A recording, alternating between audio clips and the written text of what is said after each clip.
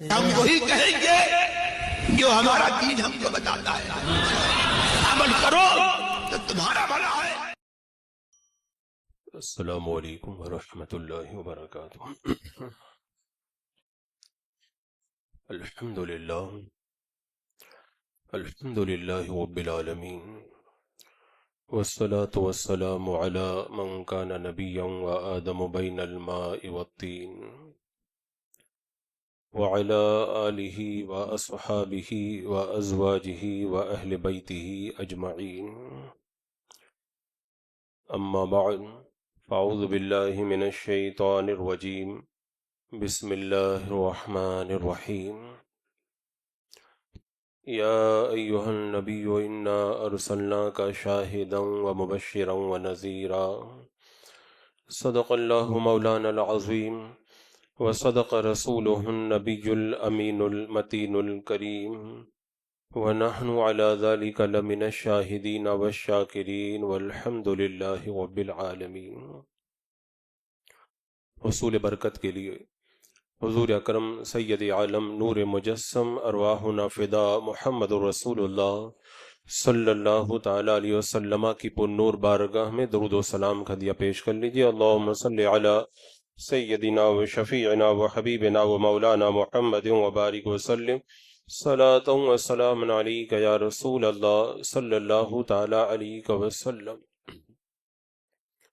حضور اکرم سید عالم نور مجسم صلی اللہ تعالی علیہ وسلم کائنات کی جان ہیں، کائنات کی روح ہیں، آپ ہی کے دم قدم سے پوری کائنات کا وجود ہے۔ جیسا کہ حدیث قدسی میں یہ موجود ہے کہ اللہ تبارک و تعالیٰ نے ارشاد فرمایا، اے محبوب اگر میں تمہیں پیدا نہ کرتا تو دنیا کو بھی پیدا نہ کرتا۔ اور ایک دوسری حدیث پاک میں یہ ارشاد ہوا کہ اے محمد اگر میں تمہیں نہ پیدا کرتا تو نہ آدم کو بناتا، نہ جنت کو بناتا اور نہ جہنم کو بناتا میں۔ یعنی ساری کائنات کو اللہ تبارک و تعالیٰ نے جو پیدا فرمایا وہ اپنے حبیب صلی اللہ تعالیٰ علیہ وسلم کے صدقے میں پیدا فرمایا۔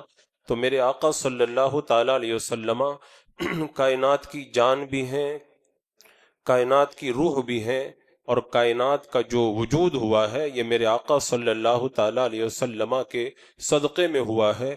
اسی لیے ہم اہل سنت و جماعت کا یہ عقیدہ ہے کہ کائنات کے ذرے ذرے کے اندر میرے آقا صلی اللہ تعالیٰ علیہ وسلم کا وجود مسعود آپ کی نورانیت موجود ہے۔ یعنی میرے آقا صلی اللہ تعالیٰ علیہ وسلم کی روحانیت اور روحانیت ساری کائنات کے اندر موجود ہے۔ اسی کو ہم اس انداز کے اندر تعبیر کرتے ہیں کہ میرے آقا صلی اللہ تعالیٰ علیہ وسلم ہر جگہ حاضر و ناظر ہیں۔ یہ ہم اہل سنت و جماعت کا عقیدہ ہے کہ میرے آقا صلی اللہ تعالیٰ علیہ وسلم ہر جگہ حاضر و ناظر ہیں۔ اور میرا رب قرآن مقدس میں جو ارشاد فرماتا ہے، یا ایھا النبی انا ارسلناک شاہدا، اے نبی ہم نے آپ کو شاہد بنا کر کے بھیجا۔ شاہد کا معنی آپ دیکھیں گے تو شاہد کا معنی ہی ہوتا ہے حاضر و ناظر، جیسا کہ انشاءاللہ بھی دیگر روایات کی روشنی کے اندر پتہ چلے گا۔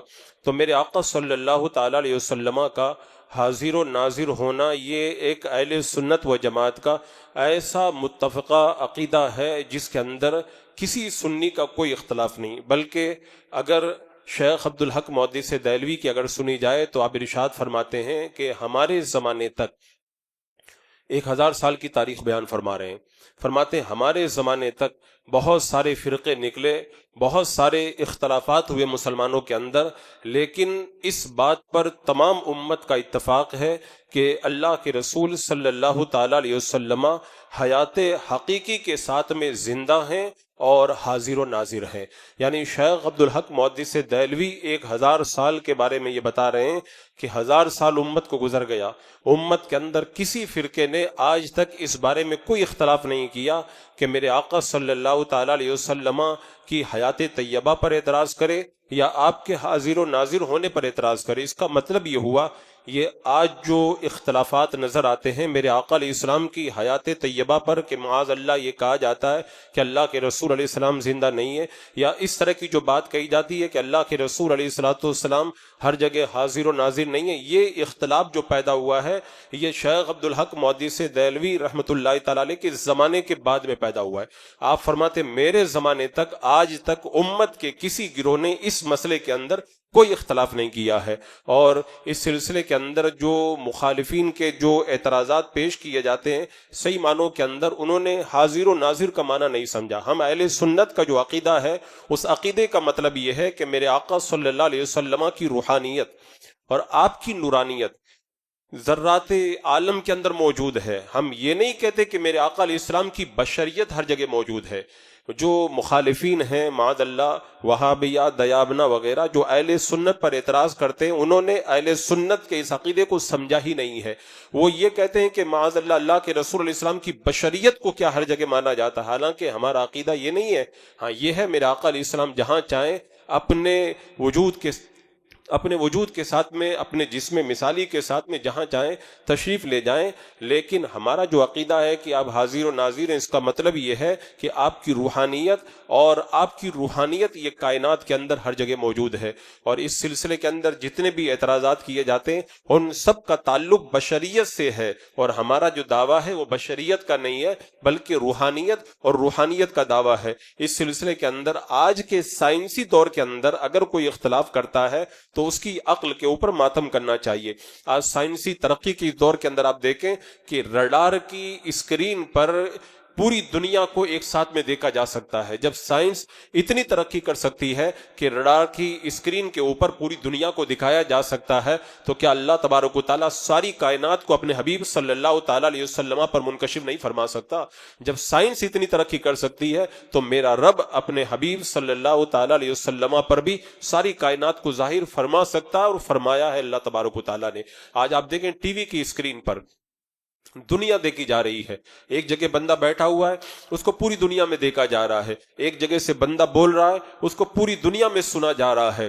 جب ایک جگہ بندہ موجود ہو سائنس کی ترقی کی وجہ سے ساری دنیا میں دیکھا جا سکتا ہے، ایک جگہ سے بندہ بات کرے اور اس کی آواز کو ساری دنیا میں سنا جا سکتا ہے، تو پھر ایسا کیوں نہیں ہو سکتا کہ کونین کے دولہ صلی اللہ تعالیٰ علیہ وسلم کو اللہ تبارک و تعالیٰ نے جب یہ طاقت عطا فرما دی تو میرے آقا صلی اللہ تعالیٰ علیہ وسلم ساری کائنات کو دیکھ بھی رہے ہیں اور ساری کائنات کی باتیں سن بھی رہے ہیں۔ تمام امت کے احوال سے اللہ کے رسول علیہ الصلوۃ والسلام واقف ہے۔ سائنس کے اس دور کے اندر جو لوگ سائنس کی ترقی کو تو ماننے کے لیے تیار ہیں اور اس طرح کی باتوں پر اعتراض کرتے ہیں کہ حضور حاضر و ناظر نہیں ہے، گویا کہ وہ اللہ تبارک و تعالیٰ کی قدرت کے اوپر اعتراض کرتے ہیں، کیونکہ اللہ تبارک و تعالیٰ نے جتنے انبیاء کرام کو اولیاء کرام کو جو بھی کمالات عطا فرمائے وہ سارے کمالات اللہ تبارک و تعالیٰ نے اپنے حبیب صلی اللہ تعالیٰ علیہ وسلم کو عطا فرما دیے۔ آپ دیکھیں کیسے کیسے کمالات اللہ نے لوگوں کو عطا فرمائے، فرشتوں کو عطا فرمائے، انبیاء کو عطا فرمائے۔ حضرت ملک الموت کے سامنے پوری دنیا ایسے ہی ہے جیسے ایک تشت رکھا ہوا، دسترخوان رکھا ہوا۔ بندے کے سامنے جب دسترخوان ہوتا ہے تو بندہ دسترخوان پہ رکھی ہوئی ہر چیز کو دیکھتا ہے۔ حضرت ملک الموت کو جب حکم ہوتا ہے حضرت ملک الموت آگے ہاتھ بڑھاتے ہیں اور جس کی چاہتے ہیں اس کی روح قبض فرما لیتے ہیں۔ تو جب حضرت ملک الموت جن سے تو میرے آقا صلی اللہ تعالیٰ علیہ وسلم درجوں افضل ہیں، جب وہ حضرت ملک الموت ساری کائنات کو دیکھ رہے ہیں اور جب چاہتے ہیں حکم ملتا ہے ہاتھ بڑھا کر کے روح قبض کر لیتے ہیں، تو میرے آقا صلی اللہ تعالیٰ علیہ وسلم ساری کائنات پر حاضر و ناظر کیوں نہیں ہو سکتے؟ اسی طرح شیطان کے بارے میں اللہ تبارک و تعالیٰ نے قرآن مقدس میں ارشاد فرمایا انہ یراکم ہوا وقبیلہ من حیث لا ترونہم، شیطان تم کو دیکھتا ہے، اس کا قبیلہ تمہیں دیکھتا ہے، تم اس کو نہیں دیکھتے ہو۔ یعنی ہم یہاں پر بیٹھے ہیں شیطان دیکھ رہا ہے، ہم اپنے گھروں میں بند کمروں میں رہتے ہیں شیطان ہمیں دیکھتا ہے، ہر جگہ بہکانے کے لیے ہمارے پاس میں پہنچ جاتا ہے۔ جب اللہ تبارک و تعالیٰ نے شیطان کو اتنی طاقت دی ہے کہ پہاڑوں میں، سمندروں میں اور اپنے مکانوں میں اور بڑے بڑے کھنڈرات کے اندر، محلات کے اندر، اپنی دکانوں میں، جہاں جہاں بندہ موجود ہوتا ہے شیطان وہاں پر پہنچ جاتا ہے اور اس کو بہکا دیتا ہے، سب کچھ دیکھتا ہے۔ جب شیطان کی اتنی طاقت مانی مانی جا رہی ہے تو پھر اللہ کے رسول علیہ السلام کی طاقت کا انکار کیوں کیا جاتا ہے؟ یہاں پر یہ جملہ میں کہا کرتا ہوں اور یہ واقعی یہ حق ہے کہ وہابیہ دیابنا شیطان پہ تو ایمان لے آتے ہیں لیکن اللہ کے رسول علیہ السلام پر کامل ایمان لانے کے لیے تیار نہیں ہوتے. اسی لیے تو اپنی کتابوں میں انہوں نے اس بات کو لکھ دیا ہے کہ شیطان کا جو زیادہ علم ہے، وسعت علم ہے، وہ تو قرآن و حدیث سے ثابت ہے، نص سے ثابت ہے، لیکن حضور کے علم کی کوئی نص قطعی نہیں ہے. جو شیطان کے علم پر ایمان لا چکے ہیں وہ شیطان کے حاضر و ناظر ہونے پہ تو ایمان لائیں گے لیکن اللہ کے رسول علیہ السلام کی اس کمال کے اوپر اور اس قوت کے اوپر ایمان لانے کے لیے آمادہ نہیں ہوں گے. عزیزان مکرم، اسی طرح آپ دیکھیں جو قبر کے بارے میں روایتوں میں آپ لوگوں نے پڑھا کہ بندہ جب قبر کے اندر رکھا جاتا ہے اور قبر کے اندر رکھے جانے کے بعد میں پھر منکر نکیر آتے ہیں تو ہر وقت تو دنیا کے اندر کوئی نہ کوئی مرتا ہی رہتا ہے. منکر نکیر ہر جگہ پہنچ جاتے ہیں تو جو فرشتے ہر جگہ پہنچ سکتے ہیں وہ حاضر و ناظر ہو سکتے ہیں. تو کونین کے دولہ صلی اللہ تعالی علیہ وسلم کے اس حاضر و ناظر ہونے پر اعتراض کرنا یہ کتنی بڑی عقل کی یتیمی والی بات ہے. عزیزان مکرم، اصل میں تو یہ جو عقیدہ میں آپ کے سامنے رکھ رہا ہوں، بیان کر رہا ہوں، اس پر دلائل بد مذہبوں کا رد ہے، لیکن انشاءاللہ اس عقیدے کے اندر اہل سنت کے لیے ایک بڑی لذیذ چیز یہ ہے کہ جب اہل سنت و جماعت کو اس عقیدے پر استقامت ملتی ہے تو انہیں یہ خوشی حاصل ہوتی ہے. ہم مسجد میں بیٹھے حضور ہمیں دیکھ رہے ہیں، ہم محفلوں میں بیٹھے حضور ہمارا مشاہدہ فرما رہے ہیں، ہم اپنے گھروں میں حضور ہمیں دیکھ رہے ہیں، ہم اپنے جلسوں میں سرکار ہمیں مشاہدہ فرما رہے ہیں. اور جب امتی کے دل و دماغ کے اندر یہ تصور بیٹھ جاتا ہے کہ کونین کے دولہ صلی اللہ تعالی علیہ وسلم مجھے دیکھ رہے ہیں، اسے درود پڑھنے میں کتنا مزہ آئے گا، اسے قرآن پڑھنے میں کتنا لطف آئے گا، اسے نماز پڑھنے میں کتنا لطف آئے گا. تو اس طرح سے دیکھا جائے تو یہ عقیدہ اپنے دامن کے اندر جو ہے وہ بڑا لذیذ ہے اور بڑی برکتیں رکھتا ہے. عزیزان مکرم، اب یہاں پر جو سب سے بڑی بات جو کہی جاتی ہے وہ یہ کہی جاتی ہے کہ حاضر و ناظر تو اللہ ہے. اگر نبی کو بھی حاضر و ناظر مانا جائے تو معاذ اللہ یہ شرک ہو جائے گا. یہاں پہ میں آپ کی تھوڑی سی توجہ چاہوں گا تاکہ اس مسئلے کو آپ حضرات سمجھ سکیں. سب سے پہلی بات تو یہ ہے کہ حاضر و ناظر اللہ کو کہنا جائز ہی نہیں ہے. اللہ تبارک و تعالیٰ کو حاضر و ناظر کہنا جائز ہی نہیں ہے، بلکہ بہت سارے علماء نے تو یہ فتویٰ دیا کہ جو اللہ تبارک و تعالیٰ کو حاضر و ناظر کہے وہ کافر ہو جائے گا. کیوں؟ اس کی وجہ یہ ہے کہ حاضر کا معنی کیا ہوتا ہے؟ جو نگاہوں کے سامنے بغیر کسی پردے کے کھلم کھلا موجود ہو. تو جو نگاہوں کے سامنے بغیر کسی پردے کے کھلم کھلا موجود ہوگا وہ کسی جگہ کے اندر ہوگا، اور اللہ تبارک و تعالیٰ تو جگہ سے پاک ہے. اور ناظر کا معنی ہوتا ہے آنکھ کی پتلی سے کسی کو دیکھنا. اللہ تبارک و تعالیٰ تو آنکھ سے پاک ہے، آنکھ کی پتلی سے پاک ہے. تو اگر کوئی اس معنی کے اعتبار سے کہ آنکھوں کے سامنے کھلم کھلا کسی جگہ میں اللہ موجود ہے یا آنکھ کی پتلی سے اللہ تعالیٰ دیکھ رہا ہے، یہ حاضر و ناظر کا معنی اگر سمجھ کر کے کوئی اللہ تبارک و تعالیٰ کو حاضر و ناظر کہے تو علماء نے یہ فتویٰ دیا کہ ایسا بندہ کافر ہو جائے گا. اب آپ خود بتائیں شرک کا معنی کیا ہوتا ہے؟ شرک کا معنی یہی ہوتا ہے نا، جو صفت اللہ تبارک و تعالیٰ کی ہے وہ صفت اگر بندے کے لیے مانی جائے مستقل اور ذاتی طور پر تو شرک ہوتا ہے. تو یہاں پہ تو حاضر و ناظر اللہ تبارک و تعالیٰ کی صفت ہے ہی نہیں، تو پھر نبی کے لیے حاضر و ناظر مانا جائے تو پھر بندہ مشرک کیسے ہو جائے گا؟ یہ کتنی بڑی عقل کی یتیمی والی بات ہے کہ جو صفت اللہ کی ہے ہی نہیں. آپ پڑھ کے دیکھ لیں قرآن کے اندر کہیں بھی اللہ تعالیٰ کو حاضر و ناظر نہیں کہا گیا. کسی حدیث کے اندر اللہ تبارک و تعالیٰ کو حاضر و ناظر نہیں کہا گیا. کسی صحابی نے نہیں کہا، کسی تابعین نے نہیں کہا، کسی ائمہ مجتہدین میں سے کسی نے نہیں کہا، کسی آج تک امت کے کسی ذمہ دار عالم نے یہ بات نہیں کی کہ اللہ تبارک و تعالیٰ حاضر و ناظر ہے. تو جب اللہ تبارک و تعالیٰ کے لیے حاضر و ناظر کا قول کہیں پر موجود نہیں، اللہ کے ناموں میں بھی یہ نام نہیں. اللہ تعالیٰ کو شہید اور بصیر کہا جاتا ہے، حاضر و ناظر نہیں بلکہ شہید اور بصیر کہا جاتا ہے. تو اللہ تعالیٰ کی جب یہ صفت نہیں تو اگر محبوب کے لیے یہ صفت مانی گئی تو شرک کیسے ہو جائے گا؟ میں بارہا اس چیز کو کہا کرتا ہوں، جو اہل ایمان پر اعتراض کرتے ہیں، اللہ کے رسول علیہ السلام کے کمالات کی بنیاد پر جو مسلمانوں پر اعتراض کرتے ہیں، انہوں نے صرف دشمنی، عداوت، بغض، نفرت، حسد کے اندر یہ باتیں کہی ہیں. ورنہ اگر وہ صحیح معنی کے اندر تحقیق کرتے تو اس طرح کی وہ جو ہے چھوٹی باتیں اور اس طرح کی جو ہے وہ بے دلیل کی باتیں ان کی زبان سے کبھی بھی نہیں نکلتی. تو اللہ تبارک و تعالیٰ کے لیے جو ہے وہ صفت حاضر و ناظر کا اطلاق کہیں پر نہیں ہے. لہذا اگر محبوب کے لیے اس صفت کو بولا گیا تو یہ کسی طرح سے کوئی بھی شرک نہیں ہوگا. ایک بات میں اور یہ بھی کہوں گا، مان بھی لیا جائے کہ اللہ تبارک و تعالیٰ کے لیے حاضر و ناظر کہنا جائز ہے، تبھی نبی کے لیے کیوں ناجائز ہو جائے گا؟ جیسے انسان کو اللہ تعالیٰ نے سمیع کہا، اللہ تعالیٰ بھی سمیع ہے. انسان کو اللہ تعالیٰ نے بصیر کہا، اور اللہ تعالیٰ بھی بصیر ہے، تو جو صفت اللہ تعالیٰ کی ہے وہی صفت بندوں کے لیے بولی جاتی ہے۔ یہاں پہ تو شرک نہیں ہوتا ہے۔ شرک کیوں نہیں ہوتا ہے؟ اللہ تعالیٰ سمیع ہے، اللہ تعالیٰ بصیر ہے، اس کو کسی نے یہ صفت دی نہیں ہے، اس کی ذاتی صفت ہے، اور بندے کو اللہ نے سننے والا بنایا، یہ اللہ کی عطا ہے۔ اللہ تبارک و تعالیٰ نے بندے کو دیکھنے والا بنایا، یہ اللہ کی عطا ہے۔ تو جو صفت اللہ تبارک و تعالیٰ کی ہو، اگر بندے کے لیے وہ صفت بولی جائے اور یہ عقیدہ رکھ کے بولی جائے کہ یہ بندے کو اللہ نے عطا کی ہے، تو پھر وہ شرک نہیں ہوا کرتا ہے۔ تو اسی طرح اگر حاضر و ناظر اللہ نے اپنے محبوب کو بنایا ہے، اللہ نے بنایا اور یقیناً بنایا ہے، تو پھر اس صفت کے اندر شرک کا جو ہے وہ شائبہ بھی نہیں پیدا ہونا چاہیے۔ لیکن یہ عقل کے پیدل جو عقل کے پیچھے لٹ لے کر کے گھومتے وہابیہ دیا بنا، اس سلسلے کے اندر عقیدہ اہل سنت پر اعتراض کرتے ہوئے نظر آتے ہیں۔ عزیزان مکرم، انشاءاللہ اس سلسلے میں بہت ساری باتیں میں آپ کے سامنے رکھوں گا تاکہ آپ کا ایمان بھی تازہ ہو، اور کچھ باتیں اس میں وہ ہیں جب آپ کے عقیدے کے اندر وہ باتیں بیٹھ جائیں گی تو نمازوں کے اندر بھی انشاءاللہ بڑا لطف آئے گا۔ اور یہ جو حاضر و ناظر کا جو معنی بتایا گیا، پہلے اس کو سمجھ لیں کہ یہ دو طریقے سے ہوتا ہے۔ ایک تو یہ ہوتا ہے ذات اور وجود، موجود ہو اور دیکھے، جیسے میں یہاں پر بیٹھا ہوا ہوں اور آپ کو دیکھ رہا ہوں، ایک تو یہ معنی ہو گیا حاضر و ناظر ہونے کا۔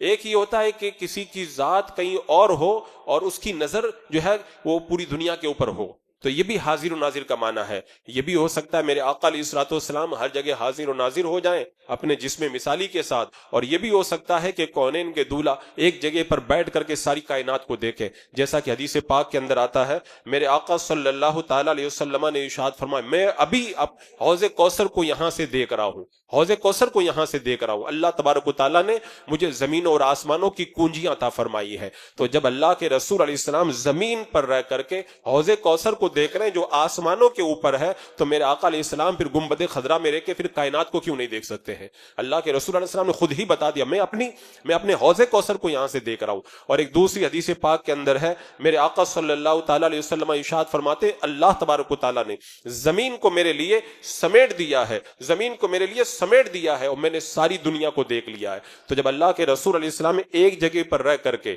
ساری دنیا کو دیکھ رہے ہیں، تو کیا گنبد خضرا کے اندر آرام فرماتے ہوئے کونین کے دولہ ہندوستان میں یا کسی اور ملک کے اندر اگر نظر فرما رہے ہیں تو اس کے اندر کون سے اعتراض والی بات ہے؟ کونین کے دولہ نے خود ہی فرما دیا، ساری دنیا کو میں نے دیکھ لیا۔ اور ایک تیسری حدیث پاک کے اندر اس مسئلے کو مزید واضح کیا گیا، اللہ کے رسول علیہ السلام ارشاد فرماتے ہیں کہ اللہ تبارک و تعالیٰ نے ساری کائنات کو اٹھا کر کے میرے سامنے کر دیا ہے، اور میں مشرق و مغرب ساری کائنات کو، حدیث پاک کا مفہوم ہے، میں ایسے دیکھ رہا ہوں جیسے اپنے ہاتھ کی ہتھیلی کو دیکھ رہا ہوں۔ بندہ جب اپنی ہاتھ کی ہتھیلی کو دیکھتا ہے تو ہاتھ کی ہتھیلی کو دیکھنے کے اندر اسے کسی طرح کا کوئی شبہ نہیں رہتا، بالکل کھلم کھلا اس کی نگاہوں کے سامنے اس کا ہاتھ موجود ہے۔ میرے آقا فرماتے ہیں، میں ایسے ہی اللہ کے تمام شہروں کو دیکھ رہا ہوں، تمام مشارق و مغارب کو دیکھ رہا ہوں۔ تو حاضر و ناظر کا اس کے علاوہ اور کیا مطلب ہوگا کہ کونین کے دولہ صلی اللہ علیہ وسلم سارے مشارق اور سارے مغارب کو ایک جگہ تشریف فرما ہو کر کے آپ میرے آقا علیہ السلام مشاہدہ فرما رہے ہیں۔ اتنی واضح حدیثوں کے باوجود بھی کوئی عقیدہ اہل سنت کے اوپر اپنی بد باطنی کی بنیاد پر اعتراض کرتا ہے، تو آپ بتائیں کہ اس کے دل کے اندر محبت رسول ہے یا اللہ کے رسول علیہ الصلوۃ والسلام کے کمالات سے اس کے دل کے اندر ضد بیٹھی ہوئی ہے؟ یہ ایسا واضح عقیدہ ہے، الحمدللہ 1000 سال تک تو امت کے کسی گمراہ فرقے نے بھی اس عقیدہ حق کا جو ہے وہ انکار نہیں کیا ہے۔ اور عزیزان مکرم، آپ اس سلسلے میں دیکھیں حضرت موسیٰ علیہ السلام کے بارے میں روایت میں کیا آتا ہے، جب حضرت موسیٰ علیہ السلام کوئی طور پر گئے تو اللہ تبارک و تعالیٰ کے دیدار کا سوال کیا۔ جب اللہ تبارک و تعالیٰ کے دیدار کا سوال کیا تو اللہ تبارک و تعالیٰ نے کوئی طور پر اپنی ذات کی تجلی نہیں، اپنی صفت کی تجلی کو نازل فرمایا۔ ذات نہیں، ذات کی تجلی نہیں، صفت کی تجلی اللہ نے نازل فرمائی۔ حضرت موسیٰ علیہ السلام بے ہوش ہو کر کے گر پڑے۔ پھر حدیث پاک کے اندر آتا ہے، اس صفت کی تجلی کو دیکھنے کی وجہ سے حضرت موسیٰ علیہ السلام کو اللہ نے نگاہوں میں اتنی طاقت عطا فرما دی کہ 30 میل دور اگر کسی پتھر کے اوپر اگر کوئی چونٹی چلتی تھی، حضرت موسیٰ علیہ السلام اس چونٹی کو بھی دیکھ لیا کرتے تھے۔ بتاؤ، اتنے دور 30 میل دور پر پتھر پر ایک کالی چونٹی چلے، حضرت موسیٰ علیہ السلام دیکھ لیتے تھے۔ کس وجہ سے؟ اللہ کی صفت کی تجلی کا جو نظارہ کیا نا، اس صفت کی تجلی کے نظارے کی وجہ سے اللہ نے حضرت موسیٰ علیہ السلام کی آنکھوں میں ایسی قوت عطا فرما دی۔ تو میرے آقا صلی اللہ تعالی علیہ وسلم نے صفت کی تجلی نہیں دیکھی بلکہ اللہ تبارک و تعالیٰ کی ذات کا دیدار کیا، خود اللہ تبارک و تعالیٰ کی ذات کا دیدار کیا۔ جب صفت کی تجلی کوئی دیکھ لے تو نظریں اتنی دور تک کام کرتی ہے، تو جو میرے آقا صلی اللہ تعالیٰ علیہ وسلم اللہ کا دیدار کر لیں تو پھر اللہ تبارک و تعالیٰ نے ان کی آنکھوں میں کتنی قوت اور طاقت عطا فرما دی۔ وہ پھر میرے آقا صلی اللہ علیہ وسلم ساری کائنات کا اگر نظارہ فرما رہے ہیں تو اس کے اندر کسی وہابی کے پیٹ کے اندر درد کیوں ہوتا ہے؟ عزیزان مکرم، اس عقیدہ اہل سنت پر استقامت کے لیے میں کچھ اور مزید باتیں آپ کے سامنے رکھوں۔ اچھا، یہاں پر آگے بڑھنے سے پہلے ایک بات میں بتاؤں، جب کسی کے دل کے اندر کینہ رہتا ہے تو وہ باتیں کھرید کھرید کے نکالتا ہے۔ یہاں معلوم ہو کیا کہتے ہیں کہ حضور اکرم صلی اللہ علیہ وسلم جب حاضر و ناظر ہے تو پھر نظر کیوں نہیں آتے؟ تو میں یہی کہوں گا کہ جو چیز موجود ہو اس کا نظر آنا کوئی ضروری نہیں ہے، ہر موجود نظر نہیں آیا کرتا ہے۔ جب میرے آقا صلی اللہ تعالیٰ علیہ وسلم مکہ چھوڑ کے مدینہ جا رہے تھے تو جس رات کے اندر مکہ کے کافروں نے میرے آقا علیہ السلام کے مکان مبارک کو گھیر لیا تھا، اللہ کے رسول علیہ السلام حضرت علی کو اپنے بستر پر لٹا کر کے جب باہر تشریف لائے تو کافر تلواریں لے کر کے کھڑے ہیں، حضور ان تلواروں کے بیچ میں سے گزر کے چلے گئے، کسی کو نظر نہیں آئے۔ تو جو موجود ہوتا ہے اس کا نظر آنا کوئی ضروری نہیں ہوا کرتا ہے۔ اور دوسری بات یہ ہے کہ ہر چیز کو دیکھنے کے لیے ویسی طاقت بھی تو ہونا چاہیے۔ اللہ کے بہت سارے ولی میرے آقا علیہ السلام کا مشاہدہ کرتے ہیں، برابر آپ کا دیدار کرتے ہیں، ہر لمحہ آپ کو دیکھتے رہتے ہیں۔ اب ہماری آنکھوں میں وہ طاقت نہیں ہے تو وہ ہماری آنکھوں کا قصور ہے، دیدار مصطفیٰ کے اندر کوئی کمی نہیں ہے۔ تو ہر جو چیز موجود ہو اس کا نظر آنا کوئی ضروری نہیں ہے۔ ہم کہتے ہیں منہ میرا کعبہ شریف کی طرف، ہمیں تھوڑی کعبہ شریف نظر آتا ہے۔ اللہ کے ولی کہتے ہیں منہ میرا کعبہ شریف کی طرف، تو کعبہ شریف کو دیکھتے ہیں، وہ کعبہ شریف کو دیکھتے ہیں۔ تو جو موجود ہو وہ سب کو نظر آنا کوئی ضروری نہیں ہے۔ اچھا، ایک بات یہاں پر وہ یہ بھی نکال کر کے لاتے ہیں، یہ بھی کہتے ہیں جب اللہ کے رسول علیہ السلام ہر جگہ موجود ہیں تو پھر مکہ سے مدینہ جانے کی کیا ضرورت ہے؟ مدینہ میں موجود ہوں گے، پھر ہجرت کرنے کی کیا ضرورت ہے؟ حضور بدر میں چلے گئے جہاد کے لیے، احد میں چلے گئے، خندق میں چلے گئے، حنین میں چلے گئے، طائف میں چلے گئے، جانے کی ضرورت کیا تھی؟ حضور تو سب جگہ موجود ہی ہیں۔ اسی طرح وہ کہتے ہیں کہ جب اللہ کے رسول صلی اللہ تعالیٰ علیہ وسلم ہر جگہ موجود ہیں تو پھر حضور کو جانے کی ضرورت کیا ہے؟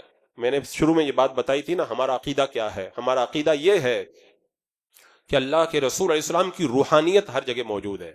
تو یہ بشریت کا اعتراض کیا جا رہا، ہم یہ نہیں کہہ رہے حضور کا وجود ہر جگہ موجود ہے، تو میرے آقا علیہ السلام کی روحانیت تو ہر جگہ موجود ہے، لیکن آپ اپنی بشریت کے ساتھ بدر میں چلے گئے، اپنی بشریت کے ساتھ احد میں چلے گئے، اپنی بشریت کے ساتھ مکہ سے مدینہ چلے گئے، جہاد میں چلے گئے، تو اللہ کے رسول علیہ السلام کی روحانیت ہر جگہ موجود ہے۔ تو اس کا یہ مطلب نہیں کہ آپ اپنی بشریت کے ساتھ میں کہیں اور نہ جائیں۔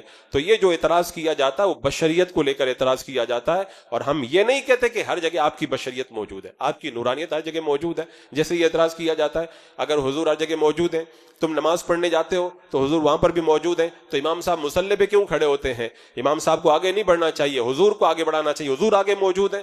یہی وہ کہتے ہیں نا کہ جب کسی کے دماغ کے اندر کیڑا ہوتا ہے تو وہ ایسے ہی الٹے پلٹے سوال کرتا ہے۔ ہم یہ کہتے ہیں اللہ کے رسول علیہ السلام بلا شبہ موجود ہیں۔ ابھی میں بہت ساری روایتیں آپ کے سامنے رکھوں گا، آپ کو پتہ چلے گا ہم نماز پڑھتے ہیں حضور موجود ہوا کرتے ہیں، لیکن یہ سوال کہ پھر ہم مصلی پہ آگے کیوں بڑھتے ہیں، امام کو آگے کیوں بڑھایا جاتا ہے؟ تو حضور کی روحانیت موجود ہے، بشریت موجود نہیں ہے۔ اگر بشریت موجود ہوتی تو کہتے حضور یہاں پر سب کو نظر آ رہے ہیں لہٰذا حضور کو آگے بڑھایا جائے، لیکن یہ ہمارا دعویٰ ہے ہی نہیں۔ ہم تو کہتے ہیں کہ حضور کی بشریت نہیں بلکہ آپ کی روحانیت اور آپ کی نورانیت ذرات ممکنات کے اندر، افراد ممکنات میں موجود ہے، تب بھی اللہ کے رسول علیہ الصلوۃ والسلام ہر جگہ حاضر و ناظر ہیں۔ اور یہاں پر ایک تو بڑا عجیب و غریب سوال لوگ کرتے ہیں، یہ وہابی ادیان کہتے ہیں کہ جب ہر جگہ اللہ کے رسول علیہ السلام موجود ہیں تو ہر جگہ کے اندر گندی جگہ بھی ہیں، تو پھر یہ گندگی کے اندر بھی موجود ہے؟ معاذ اللہ رب العالمین۔ جب کسی کے دماغ کے اندر گندگی رہتی ہے تو وہ ایسی گندی گندی باتیں کیا کرتا ہے۔ قرآن میں اللہ تعالیٰ ارشاد فرماتا ہے وَإِن مِّن شَيْءٍ إِلَّا يُسَبِّحُ بِحَمْدِهِ، ہر چیز اللہ کی تسبیح کرتی ہے۔ تو کیا وہ یہ کہیں گے کہ ہر چیز جب اللہ کی تسبیح کرتی ہے، ہر چیز اللہ کی تسبیح کرتی ہے، تو کیا گندی جگہ میں بھی اللہ کی تسبیح ہوتی ہے؟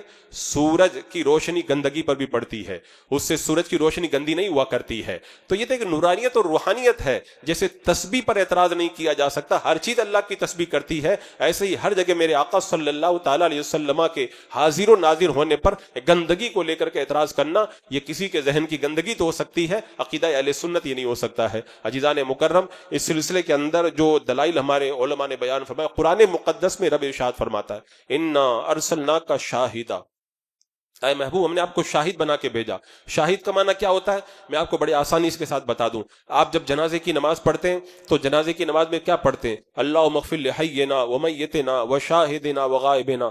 اے اللہ ہمارے زندوں کی مغفرت فرما، مردوں کی مغفرت فرما، ہمارے حاضر کی مغفرت فرما، ہمارے غائب کی مغفرت فرما. تو جیسے جنازے کی نماز کے اندر آپ پڑھتے ہیں لشاہدنا، جو حاضر ہیں ان کی بھی مغفرت فرما دے. اس سے یہ معلوم ہوا کہ شاہد کا معنی ہوتا ہے حاضر. تو اللہ تعالیٰ فرماتا محبوب ہم نے آپ کو حاضر بنا کر کے بھیجا، حاضر بنا کر کے بھیجا.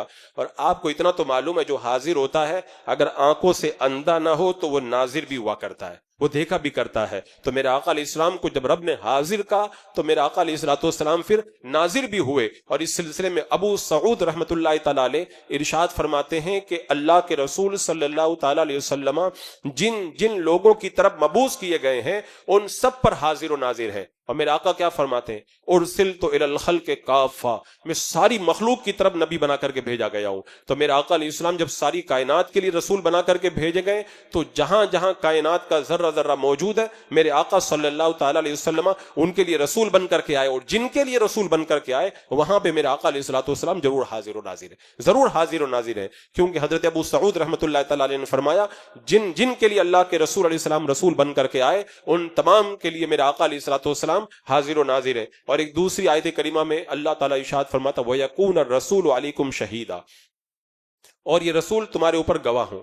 گواہ کا معنی کیا ہوتا ہے؟ گواہ کے لیے تین چیزیں چاہیے. گواہ کے لیے پہلا معنی تو یہ ہے کہ اس نے دیکھا ہو، اور دوسرا یہ کہ دیکھنے کے بعد میں اس کو یاد رکھا ہو، اور تیسرا یہ ہے کہ وہ گواہی دینے کے لیے موجود ہو، تبھی تو گواہی ہو پائے گی. تو اللہ تبارک و تعالیٰ نے اپنے حبیب صلی اللہ علیہ وسلم کو گواہ بنایا. اسی لیے علماء نے بیان فرمایا میرے آقا علیہ السلام نے سب کچھ دیکھا ہے.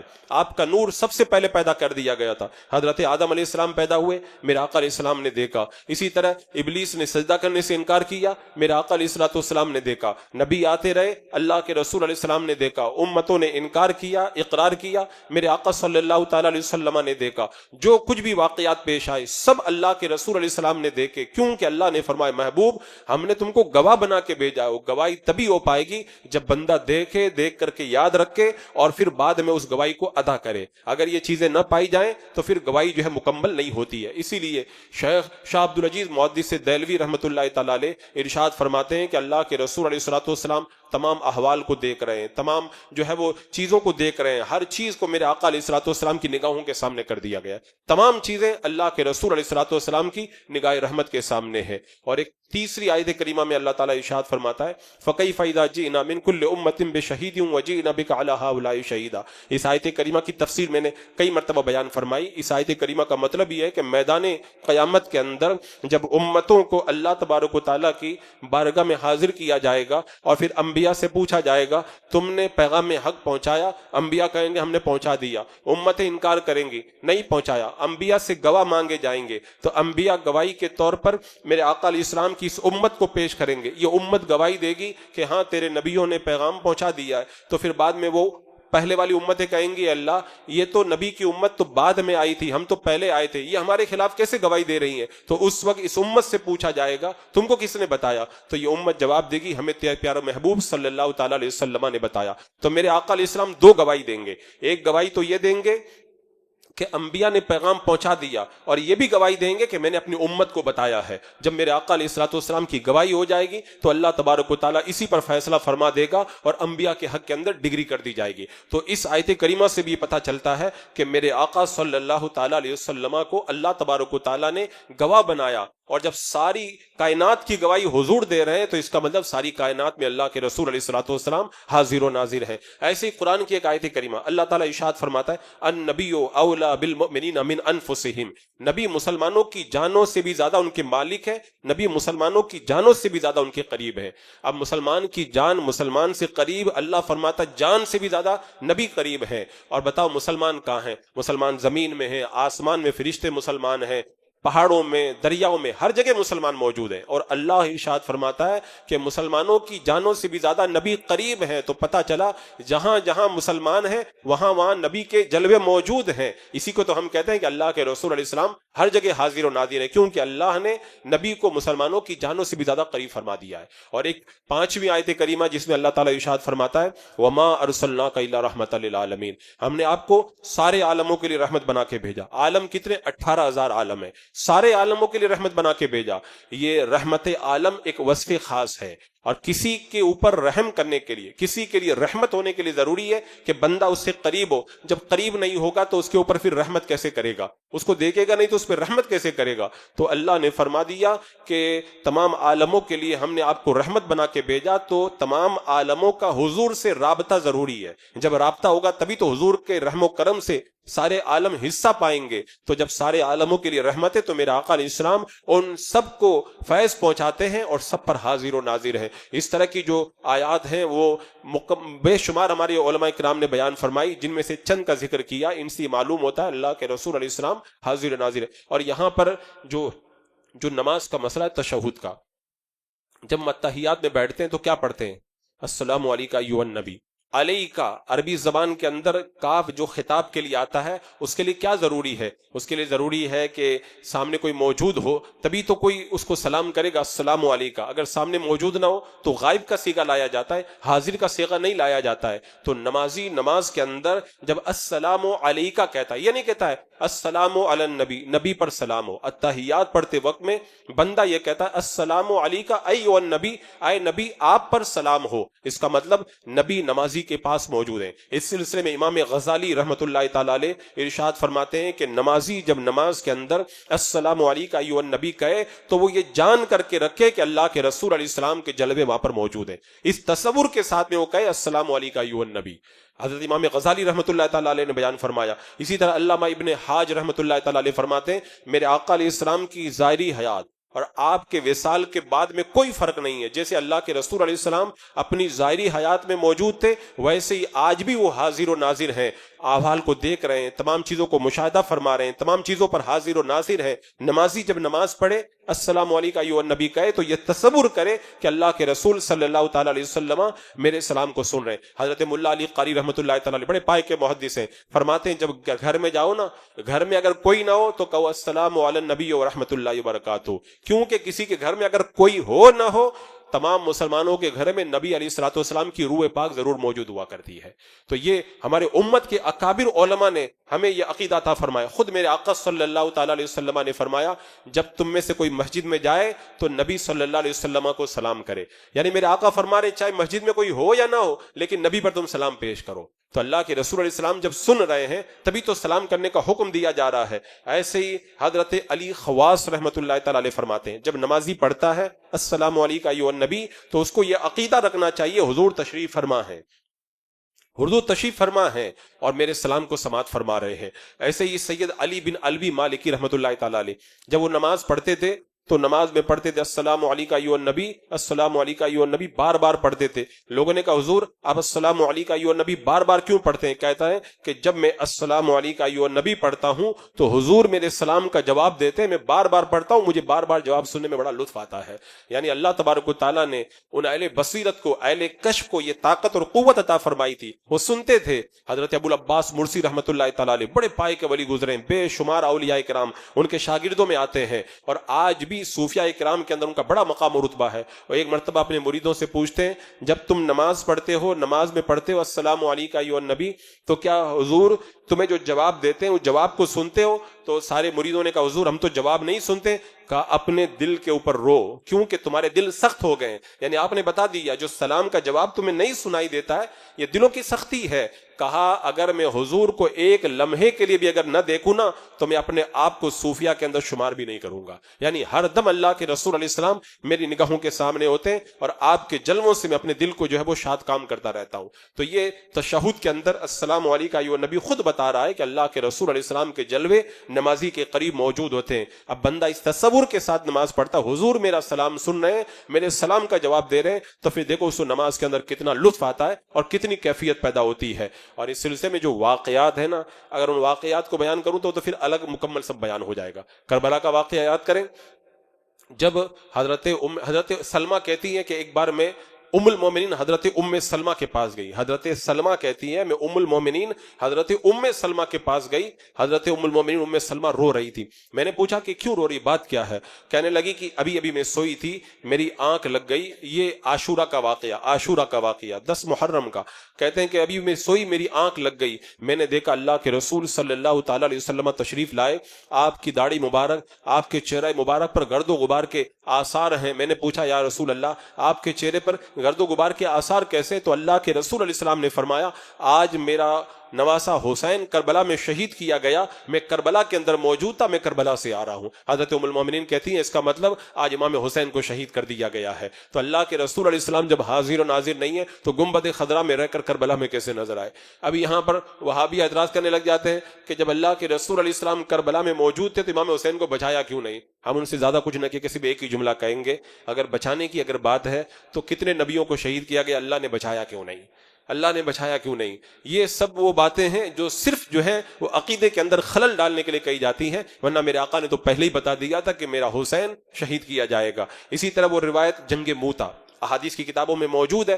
میرے آقا علیہ الصلوۃ والسلام نے جب لشکر روانہ کیا جنگ موتا کے لیے, اور ممبر نور پر میرے آقا تشریف فرمائے اور ممبر پر بیٹھ کر کے ارشاد فرما رہے ہیں, کہاں وہ جنگ چل رہی ہے, سینکڑوں کلومیٹر دور جنگ چل رہی ہے. ادھر میرے آقا فرما رہے ہیں کہ زید نے جھنڈا اسلام کا علم ہاتھ میں لیا اور وہ شہید کر دیے گئے. اس کے بعد میں میرے آقا علیہ السلام نے فرمایا حضرت جعفر نے اسلام کا علم اپنے ہاتھ میں لیا اور انہوں نے جہاد کیا, وہ بھی شہید کر دیے گئے. اس کے بعد میرے آقا فرماتے عبداللہ بن رواحہ نے اسلامی علم کو اپنے ہاتھوں میں لیا, وہ بھی شہید کر دیے گئے. پھر میرے آقا صلی اللہ تعالی علیہ وسلم نے فرمایا کہ اللہ کی تلواروں میں سے ایک تلوار یعنی حضرت خالد بن ولید نے جھنڈا ہاتھ میں لیا, اللہ تبارک و تعالیٰ نے اسلام کو فتح عطا فرما دی ہے. میرے آقا علیہ السلام سینکڑوں میل دور بیٹھ کر کے بتا رہے ہیں کہ موتا کے میدان کے اندر کیا ہو رہا ہے. اگر نبی حاضر و ناظر نہیں ہے تو یہ سینکڑوں میل فاصلے پہ جو کچھ ہو رہا ہے حضور کیسے بتائے؟ اللہ نے اپنے حبیب کو یہ قوت طاقت عطا فرمائی ہے. میرے محبوب میرے آقا علیہ الصلوۃ والسلام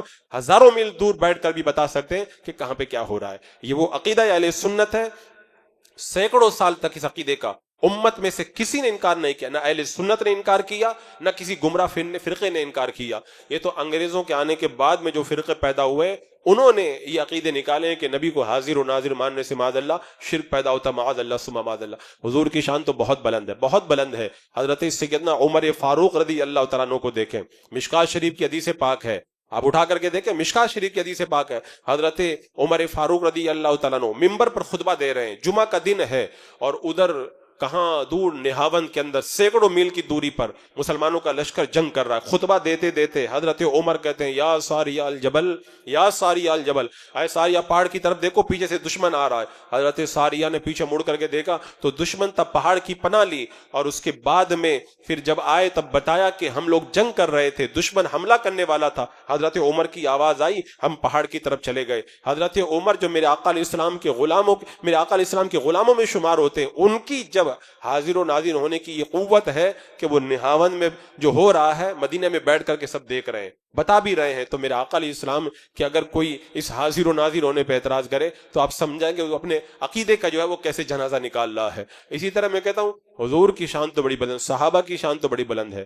میرے آقا علیہ الصلوۃ والسلام کی اولاد میں ہونے والے غوث اعظم دستگیر کو دیکھ, خود فرماتے ہیں قصیدہ غوثیہ میں نظرت الی بلاد اللہ جمعا کخردلۃ علی حکم اتصالی. غوث پاک فرماتے ہیں میں اللہ کے شہروں کو ایسے دیکھتا ہوں جیسے اپنی ہاتھ کی ہتھیلی پر رائی کا دانہ دیکھتا ہوں. جب میرے آقا علیہ الصلوۃ والسلام کے یہ مقدس شہزادے جو صدیوں کے بعد میں آئے, ان کی جب قوت کا یہ عالم ہے, اللہ کے تمام شہروں کو, کائنات عالم کو اپنی ہاتھ کی ہتھیلی پر رائی کے دانے کے برابر دیکھ رہے ہیں, تو پھر اللہ کے رسول علیہ السلام کے بارے میں اعتراض کرنا یہ کہاں کی عقل مندی؟ یہ تو اپنے ایمان کے اوپر اٹیک کرنا ہوا ہے. عزیزان مکرم, یہ عقیدہ اہل سنت جہاں ایک طرف ہمیں رکھنا چاہیے, وہیں پر اس عقیدے کا ایک بڑا فائدہ یہ, بندہ جب یہ عقیدہ رکھے گا تو شرم نبی پیدا ہوگی. بندہ پھر گناہ نہیں کرے گا. حضور دیکھ رہے ہیں میں گناہوں کے اندر کیسے ملوث ہو جاؤں. سرکار مشاہدہ فرما رہے ہیں, حضور اکرم صلی اللہ تعالیٰ علیہ وسلم کی میں نگاہ کرم کے سامنے ہوں. حضور مجھے مشاہدہ فرما رہے ہیں, میں اگر گناہ کروں گا تو حضور کو جا کر کے میں کیا منہ دکھاؤں گا. اسی لیے فرمایا اعلیٰ حضرت سرکار نے کہ شرم نبی خوف خدا یہ بھی نہیں, یعنی جیسے اللہ سے خوف کرتے ہو ایسے نبی سے شرم بھی کرو, کیونکہ اللہ کے رسول صلی اللہ تعالیٰ علیہ وسلم امت کو دیکھ رہے ہیں, امت کو مشاہدہ فرما رہے ہیں. اب یہاں پر اگر بات طویل کی جائے, بات لمبی کی جائے تو بہت ساری باتیں نکل کے آئیں گی. کوئی آگے بڑھ کر کے یہ کہے گا حضور دیکھ رہے ہیں تو امت کو ستایا جا رہا ہے, امت کی مدد کیوں نہیں کر رہے ہیں, یہ کیوں نہیں ہو رہا, وہ کیوں نہیں. سارے سوالوں کا جواب میں نے کئی مجلسوں کے اندر دیا. یہاں پر ایک اہم سوال جو کیا جاتا ہے اس کا جواب میں رکھ دوں.